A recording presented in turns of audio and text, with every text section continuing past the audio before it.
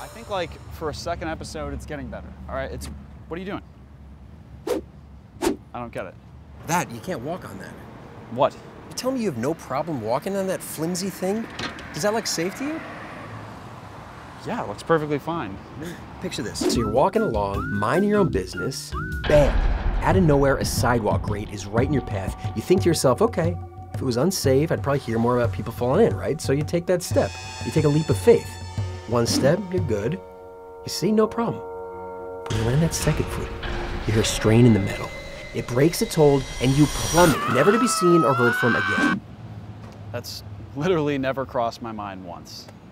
You are crazy. All right, you gotta know this one, basements. But you're afraid of basements now? I'm not afraid of basements, what do you think I am? I'm talking about the stair scenario. You gave it a name. Anytime you head down to the basement, there's that unavoidable feeling of fear that creeps back up on you when you head up the stairs. You hear a noise, your heart starts racing. Each step, each creak, you feel like something's approaching. You start having this conversation with yourself, right? You're like, chill out, man, you're fine. But the more you try to make light of it, the more you feel like you're some horror movie cliche. You look back, maybe you forgot to turn the light off, shit. You flick the light off as fast as you can, running up those stairs, never looking back. You start leaping, jumping, skipping steps. You just barely make it up to that door and then slam it in whatever godforsaken creature's locked down there, waiting for that one day, that one time when you're not fast enough. All right, everybody knows about the foot dangle. Dude, you're telling me you've never heard about Just tell me what it is.